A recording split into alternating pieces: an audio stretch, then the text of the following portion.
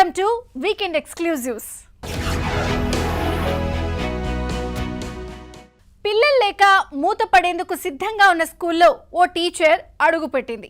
Parents నొప్పించి private స్కూళ్లకు వెళ్లే విద్యార్థులను ప్రభుత్వ పాఠశాలకు వచ్చే విధంగా వినూత్నంగా విద్యాబోధన అందించి గిరిజన తాండాలో అక్షర దీపం వెలిగించింది.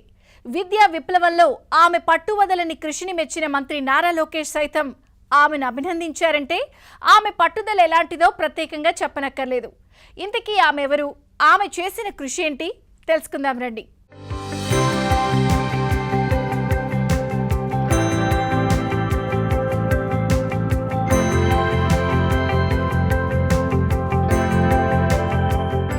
కరువు కాటకాలకు నిలయమైన కర్నూలు జిల్లాకు చెందిన మహిళ ఉత్తమ ఉపాధ్యాయురాలిగా మారిపోయింది. పిల్లలే లేని బడిని బతికించి ఇప్పుడు విద్యార్థులతో కళకళలాడేలా చేసింది. ఆలూరులో పేదరికంలో పుట్టి పెరిగిన కళ్యాణి చదువుతోనే తన జీవితం మార్చాలని నిర్ణయించుకుంది. ఎలాగైనా గవర్నమెంట్ టీచర్ కావాలని లక్ష్యంగా పెట్టుకుంది. కుటుంబ ఆర్థిక పరిస్థితుల వల్ల బీఈడీ చదవగానే వివాహం జరిగింది. అయితే భర్త రమేష్ ప్రోత్సాహంతో రాత్రి పగలు కష్టపడి 2008లో డిఎస్సి పరీక్ష రాసి 2010లో టీచర్ ఉద్యోగం సాధించింది. 2017లో పత్తికొండ మండలం జీవరాలమల్ల తాండాకో బదిలీ అయింది. ఆ గ్రామంలోని పాఠశాలలో 14 మంది విద్యార్థులుండగా 2 మాత్రమే పాఠశాలకు వచ్చేవారు. మిగతా వారు ప్రైవేట్ స్కూల్కి వెళ్లేవారు. దీంతో ఆ పాఠశాలను మూసివేసేందుకు అధికారులు సిద్ధమయ్యారు. పాఠశాల మూతపడొద్దనే ఉద్దేశంతో టీచర్ కళ్యాణి కుమారి పిల్లల తల్లిదండ్రులతో మాట్లాడారు. పిల్లల భవిష్యత్తుకు భరోసా కల్పించారు. అయితే ప్రైవేట్ స్కూల్లో ఫీజులు కట్టేశామని, మధ్యలో వారి బడి మాన్పించలేమని కొంతమంది చెప్పారు. దీంతో మొదటగా పాఠశాల మార్పునకు శ్రీకారం చుట్టారు కళ్యాణి. 2 పిల్లలకు పాఠాలు చెబుతూనే స్థానికుల సహకారంతో బడి పరిసరాలు శుభ్రంగా ఉండేలా మార్చారు. చదువు చెప్పే విధానాన్ని కూడా అప్గ్రేడ్ చేశారు. చార్టులపై బొమ్మలు వేసి పిల్లలకు అర్థమయ్యేలా చదువు చెప్పింది. దీంతో 2 పిల్లలు చదువులో మెరుగ్గా కనిపించారు. పాఠశాల పరిసరాలు ఉన్న విద్యార్థుల్లో మార్పుని చూసిన గ్రామస్తులు తర్వాత ఏడాది నుంచి ఊళ్ళో బడికే పంపడం మొదలుపెట్టారు. దీంతో 2 విద్యార్థులతో మొదలైన సంఖ్య ప్రస్తుతం 43కు చేరుకుంది. పక్క గ్రామాలకు చెందిన విద్యార్థులు కూడా ఇక్కడ చదువుకోవడానికి రావడం విశేషం. తమ పిల్లలు టీచర్ కళ్యాణి పట్టుదల వల్ల సొంత గ్రామంలోనే ఇంత మంచి విద్య నేర్చుకోవడం ఎంతో ఆనందంగా ఉందని తల్లిదండ్రులు ఆనందం వ్యక్తం చేస్తున్నారు. అందరికీ నమస్కారం. నా పేరు లోకేనాయ్. మా ఊరు జేఎంతాండ గ్రామము. మాది 8 సంవత్సరాల నుంచి మాకు కళ్యాణి మేడం చెప్తుంది పాఠాలు. మా పిల్లలకి బాగా సీట్లు వస్తున్నాయి. గురుకుల, అంబేద్కర్, నవోదయ అందరి పిల్లలకి బాగా చెప్తుంది చదువు. అందరూ వేరే ఊరు నుంచి కూడా మా ఊరికి వచ్చి పిల్లలు పాఠాలు చెప్తుంది. వస్తున్నారు, స్కూల్కి వస్తున్నారు పిల్లలు. పర్వాలేదు, మేడం బాగానే చెప్తుంది. నమస్కారం. మాది జేఎంతాడ గ్రామము. మా గ్రామంలో గవర్నమెంట్ స్కూలు ఉంది. ఇంతకుముందు పిల్లల్ని ఎవరు కూడా ఈ గవర్నమెంట్ స్కూల్లో చేర్పించే వాళ్ళు కాదు. అందరూ కూడా ప్రైవేట్ స్కూళ్ళలో బాడీగాట మాట్లాడుకొని పత్తికొండ టౌన్లో పంపించేటోళ్ళము. తర్వాత రాను ట్రాన్స్ఫర్లో కళ్యాణి మేడం అనే టీచరు మా గ్రామానికి రావడం జరిగింది. ఆమె వచ్చిన తర్వాత స్కూల్లో చూస్తే 2-3 పిల్లలు స్టూడెంట్స్ మాత్రమే ఉన్నారు తప్ప ఇంకా ఎవరు లేరు. అప్పుడు ఆ మేడం గారు వచ్చి ప్రతి ఇంటికి తిరిగి పిల్లల తల్లిదండ్రులతో మాట్లాడి వాళ్ళని మోటివేట్ చేసి ఒక్కసారి నా యొక్క టీచింగ్ చూడండి, పిల్లల్ని ఏ విధంగా తీర్చిదిద్దుతానో, గవర్నమెంట్ స్కూళ్ళలో చదివితేనే పిల్లల భవిష్యత్తు బాగుంటుంది, ప్రైవేట్ స్కూళ్ళలో చదవడం వల్ల వాళ్ళకి చదువు వస్తుందేమో కానీ జ్ఞానం చాలా తక్కువగా ఉంటుంది, మరి మీరు నన్ను నమ్మండి అని చెప్పి పిల్లల తల్లిదండ్రులకి మోటివేట్ చేయడం వల్ల ఒకసారి చూద్దాంలే అని అందరూ కూడా గవర్నమెంట్ స్కూళ్ళలోనే జేఎంతాండాలోనే చేర్పించడం జరిగింది.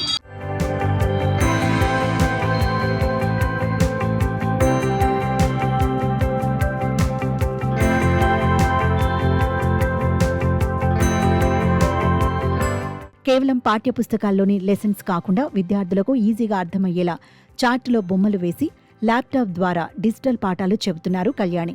దీంతో విద్యార్థులు చదువులో చురుగ్గా మారారు. గత 2 ఏళ్లలో 15 మంది విద్యార్థులు గురుకుల పోటీ పరీక్ష రాసి సీట్లు సాధించారు. ప్రతి వారం స్టార్ ఆఫ్ ది వీక్ అనే కార్యక్రమం నిర్వహించి విద్యార్థులకు బహుమతులు ఇచ్చి ప్రోత్సహిస్తున్నారు. బర్త్డే జరుపుకునే పిల్లలకు విద్యార్థుల చేత శుభాకాంక్షలు చెప్పిస్తూ పిల్లల్లో స్నేహపూర్వక వాతావరణం ఏర్పరుస్తున్నారు. పుస్తకాలు లేవని పిల్లలు బడికి దూరం కాకూడదని పాఠశాల నిధిని ఏర్పాటు చేశారు. టీచర్ కళ్యాణి సొంత నిధులతో పలక, బలపం, పుస్తకాలు కొన్ని పాఠశాలలో ఉంచారు. టీచర్ కళ్యాణి కుమారి చేస్తున్న కృషికి ఫలితం కూడా లభించింది. ఎమ్మెల్యే కేఈ శ్యాంబాబు కళ్యాణి కుమార్ని ఘనంగా సన్మానించారు. మరోవైపు టీచర్ కళ్యాణి కుమారి కృషి, పట్టుదలను గుర్తించి జిల్లా విద్యాశాఖ అధికారులు బెస్ట్ టీచర్ అవార్డును 4 సార్లు ఇచ్చారు. కళ్యాణి సేవలను గుర్తించిన ఏపీ ఐటీ శాఖ మంత్రి నారా లోకేష్ కూడా ఆమెను అభినందించారు. అమరావతికి రప్పించుకుని సత్కరించారు.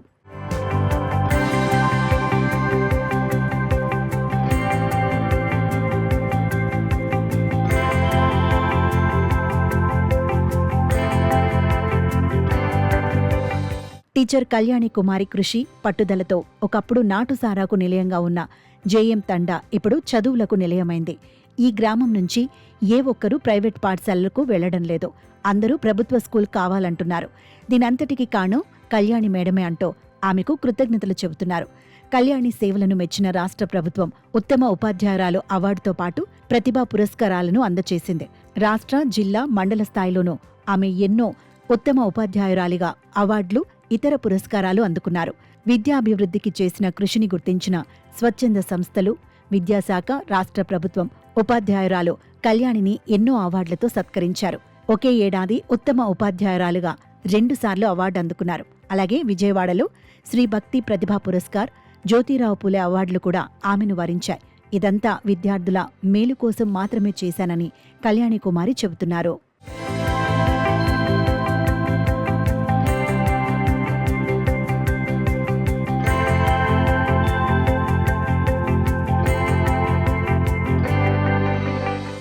భారతదేశ చరిత్ర గొప్పదనం కేవలం ఆలయాల రూపంలో, పురాతన కట్టడాల రూపంలోనే కాదు, నాటి శిలాశాసనాలు, గ్రంథాలయాల రూపంలో కూడా సజీవంగా నిలబడింది. అలాంటి మహోన్నత గ్రంథాలయం ఒకటి తంజావూరులో ఉంది. నాటి అపురూప తాళపత్ర గ్రంథాలు, మాన్యుస్క్రిప్ట్ నేటికి కూడా ఆ గ్రంథాలయంలో చూడొచ్చు. ఒక్కసారి సందర్శిస్తే 100 ఏళ్ల వెనక్కి వెళ్లి చరిత్రను చూసిన అనుభూతి కలగడం ఖాయం. ఆ గ్రంథాలయం గురించిన వివరాలను ఈ స్టోరీలో చూసేద్దాం రండి.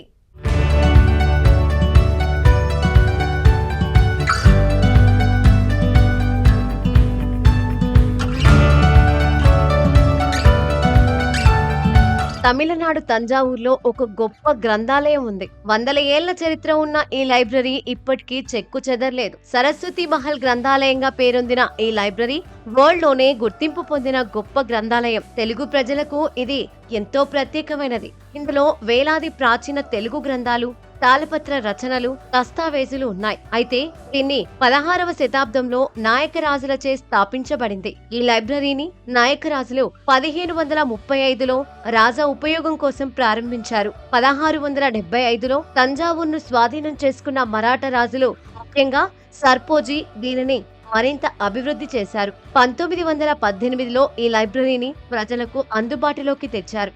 ఇప్పుడు ఇది తమిళనాడు ప్రభుత్వం ఆధీనంలో ఉంది. లైబ్రరీలో ఒక చిన్న మ్యూజియం కూడా ఉంది. ఇక్కడ తంజావూరు శైలి, paper painting, canvas paintings, glass paintings, Maratha రాజుల చిత్రపటాలు, రామాయణం, మహాభారతం వంటి పురాతన రచనలు ప్రదర్శనలో ఉన్నాయి. 100 ఏళ్లు అవుతున్నా ఇక్కడ గోడలపై అప్పటి పెయింటింగ్సే ఉన్నాయి. తంజావూరులో మరాఠా ప్యాలెస్ పక్కనే ఉండేటువంటి సరస్వతి మహల్ లైబ్రరీ ప్రపంచంలోనే అత్యంత అరుదైన పురాతనమైన లైబ్రరీ. నాయకరాజులు ఈ లైబ్రరీని నిర్మించిన ఆ తర్వాత మరాఠా రాజవంశానికి చెందినటువంటి రాజా సర్ఫోజీ II కాలంలో ఎంతో అభివృద్ధి, ఆదరణ చెందింది.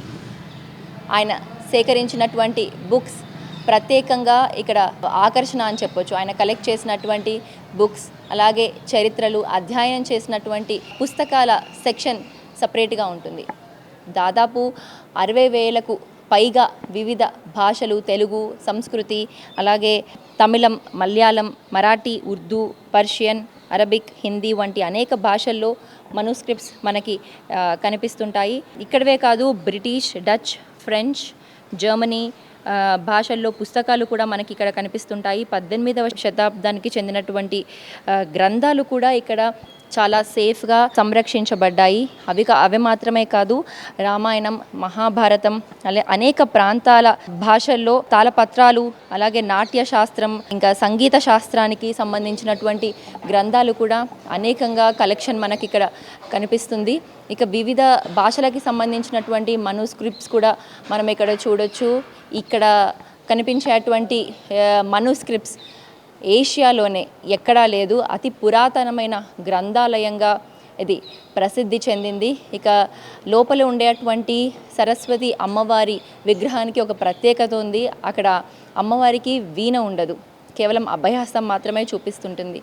అది మాత్రమే కాదు, నాయక రాజులు ఈ లైబ్రరీకి వేసినటువంటి పెయింట్స్ అలాగే ఉన్నాయి. ఆ పెయింట్స్ అన్నీ కూడా న్యాచురల్ కలర్స్తో వేసినటువంటి పెయింట్స్ అని కూడా మనకి తెలుస్తోంది. అవి ఏవి కూడా చెడిపోకుండా దాదాపు వందల సంవత్సరాల నుండి కూడా అలాగే చరిత్రను నెక్స్ట్ జనరేషన్స్కి, ఫ్యూచర్ జనరేషన్స్కి నాలెడ్జ్ని పుస్తకాల ద్వారా మంచి కలెక్షన్ని అందించేందుకు అప్పటి మరాఠీ రాజు అయినటువంటి రాజా సర్ఫోజీ చేసినటువంటి ప్రయత్నమే ఈ గొప్ప కలెక్షన్. దీని గురించి మరిన్ని డీటెయిల్స్ ఇంకా తెలుసుకుందాం. ఈ లైబ్రరీ కోసం సర్పోజీ చాలా కృషి చేశారు. అందుకు గాను ఆయన పేరును కూడా ఈ లైబ్రరీకి చేర్చారు. మొత్తంగా దీనిని సర్పోజీ సరస్వతి మహల్ లైబ్రరీగా పిలుస్తారని సిబ్బంది చెబుతున్నారు. నాయకరాజు కాలంలో కట్టబడినటువంటి గ్రంథాలయం సరస్వతి మహల్ అంటారు. అంటే నాయకరాజు కాలం దీనికి సరస్వతి భాండాగర్ అని పేరు. అంటే సరస్వతితో పోల్చుకొని పుస్తకాలని, తాళపత్రాలని సరస్వతి భాండాగర్ అని పేరు పెట్టారంట. వాళ్ళకి తర్వాత వచ్చినటువంటి వాళ్ళు మరాఠీ వాళ్ళు, అంటే ఛత్రపతి శివాజీ యొక్క కో బ్రదర్ వెంకోజీ అని అతని యొక్క ఆధీనంలో వచ్చినటువంటి వాళ్ళు ఇక్కడ రిప్రజెంట్గా పరిపాలించారు. వాళ్ళలో చాలా గొప్పవాడు రెండవ సర్ఫోజీ మహారాజు. అతను 55 ఏళ్ళు జీవించాడు. ఆయన చేసిన కృషి వలన అతని పేరుని ఇంక్లూడ్ చేసుకుని అతని పేరు పెట్టారనమాట దీనికి. తంజావూర్ మహారాజా సర్ఫోజీ సరస్వతి మహల్ లైబ్రరీ. ఈ సర్ఫోజీ మహారాజు దీన్ని కాపాడడం కాకుండా, అతను లేదంటే సరస్వతి మహల్ లేదంట. అటువంటి గొప్ప, అంటే నాయకరాజుల కాలంలో దీనికి తెలుగు అధికార భాషగా ఉండిందన్నమాట ఇది.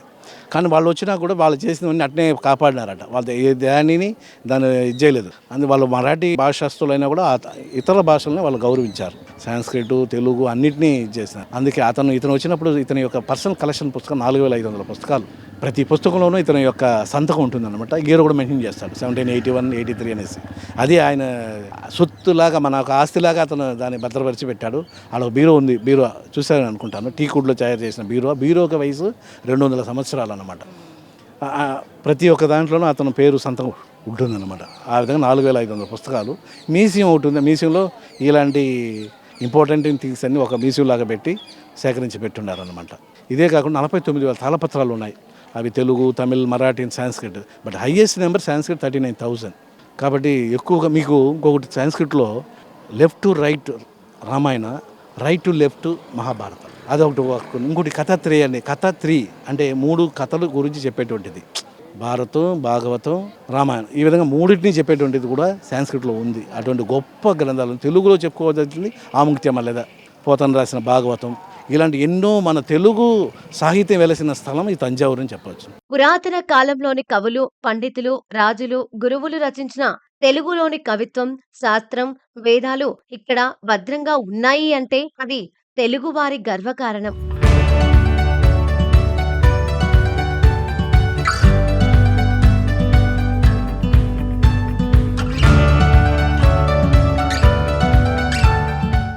సిబిల్ స్కోర్తో సంబంధం లేకుండా బ్యాంకుల్లో రుణాలు పొందడం సాధ్యమేనా? బ్యాంక్ మొబైల్ యాప్ పాస్వర్డ్ లేకుండా లాగిన్ అవ్వడం కుదురుతుందా? భవిష్యత్తులో ఆ సదుపాయాలు అందుబాటులోకి రావచ్చని అంటున్నాయి బ్యాంకింగ్ వర్గాలు. అటు బ్యాంకింగ్ రంగానికి, ఇటు సామాన్య ప్రజలకు ఈ 2 అంశాలు పరిష్కారం దొరకని ప్రశ్నలుగా మారగా ఐఐటి హైదరాబాద్ వేదికగా జరిగిన ఫిన్షీల్డ్ హ్యాక్థాన్ 2025 నూతన ఆవిష్కరణలకు పునాది వేసింది. దేశంలోని వివిధ ప్రాంతాలకు చెందిన ప్రతిభావంతులైన విద్యార్థులు ఒకచోట చేరి వారి ఆలోచనలకు కార్యరూపం ఇచ్చారు. ఆ వివరాలేంటో చూసేద్దాం పదండి.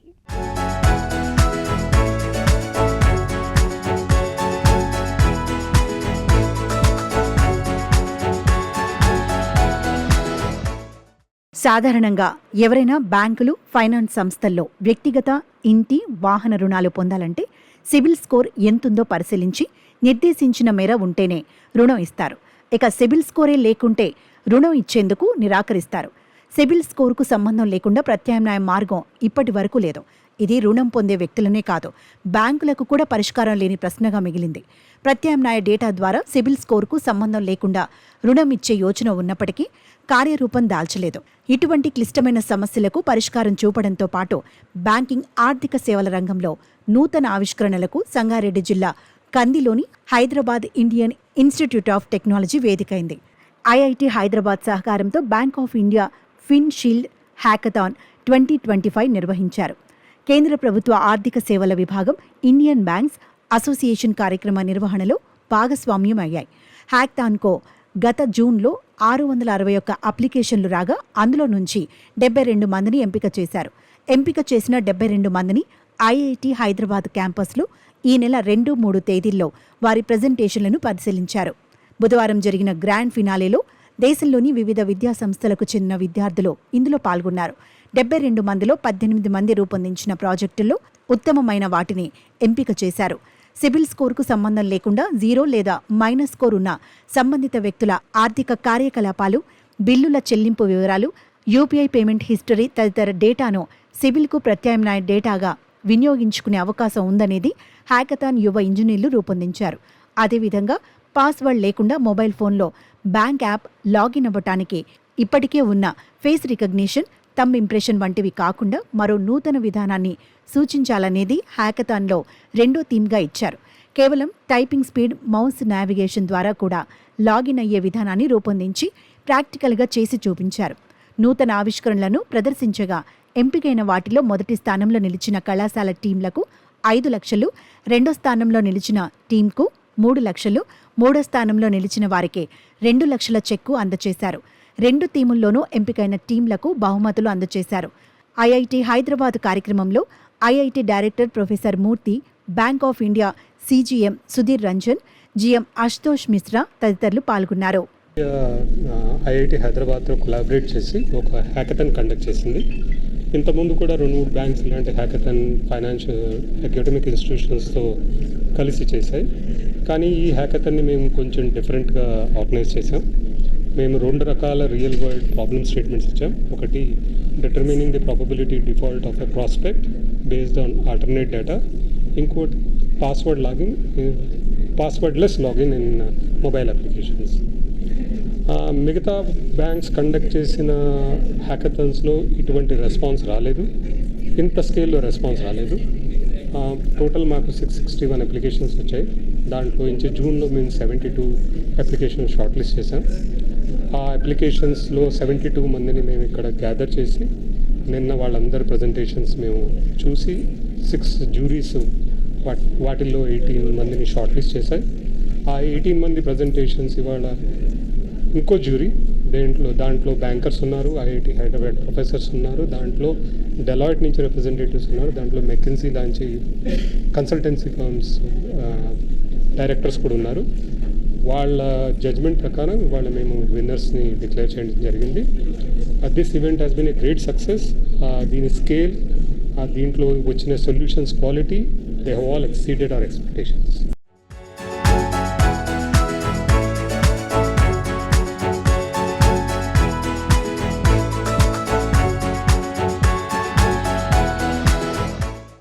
విద్యార్థుల ఆవిష్కరణలు బ్యాంకింగ్ వర్గాలకు నచ్చితే మరింతగా వాటిని మెరుగుపరిచి అందుబాటులో తెచ్చే అవకాశాలున్నాయి. ఉత్తమమైన ప్రాజెక్టులకు సంబంధించిన ఇంటెలెక్చువల్ ప్రాపర్టీ రైట్స్ను సంబంధిత విద్యార్థుల నుంచి తీసుకొని అప్లికేషన్ రూపొందించడంలో బ్యాంకర్లు వారిని భాగస్వాములు చేస్తారు. తమ అంచనాలకు మించి విద్యార్థుల నుంచి స్పందన వచ్చిందని నిర్వాహకులు తెలిపారు.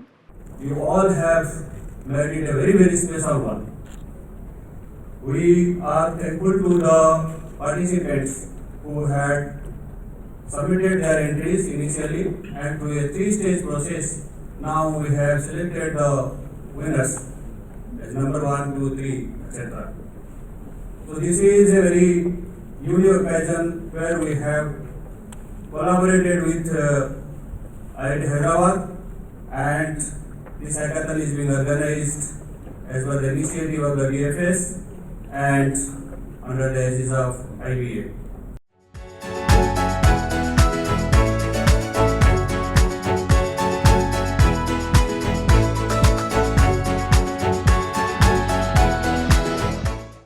తాము రూపొందించిన ప్రాజెక్టులు ఎంపికవడం పట్ల విద్యార్థులు సంతోషం వ్యక్తం చేస్తున్నారు. తమకు ఇచ్చిన సమస్యలకు సంబంధించిన సులువైన పద్ధతుల్లో పరిష్కార మార్గాలు రూపొందించే ప్రయత్నం చేసినట్లు వారు చెబుతున్నారు. Trying to get a credit risk management system for the underbanked population, and what we tried to achieve was we tried to modify the current traditional risk system management system that the banks do apply by using a differential equation manner to encapsulate the time complexities behind it, and then we further used ML to regress and then identify a probabilistic value for it. Yeah, it's been great working in the hackathon. It was a unique idea, and we've been really glad that our presentations worked out and the jury liked our idea.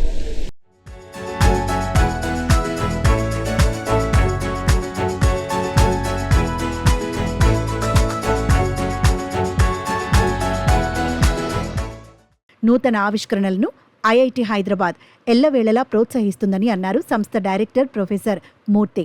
కేవలం 5-6 కోట్ల వ్యయంతోనే 1500 కోట్ల ఆదాయాన్ని ఆవిష్కరణలతో సముపార్జించిందని పేర్కొన్నారు. ఈ ఏడాది 365 పేటెంట్ల లక్ష్యంతో పనిచేస్తున్నట్లు ఆయన తెలిపారు.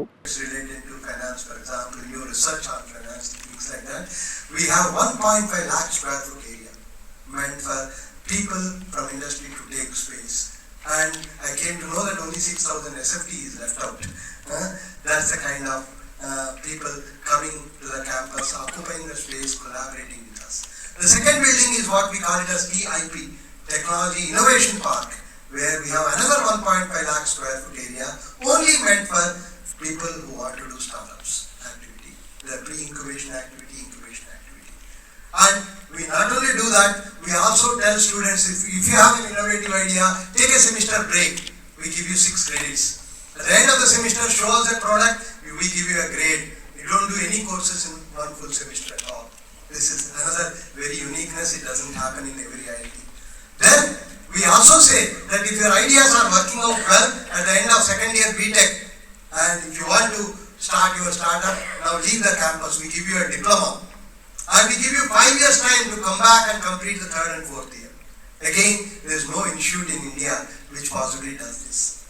In fact, ideally, we don't want anyone of them come back. In fact, if somebody comes back, for me, it's a failure. Okay? So I want somebody to come back after 3 years and tell me, sir, I don't need your degree. I am already successful. So this is the kind of people we want to create at IIT.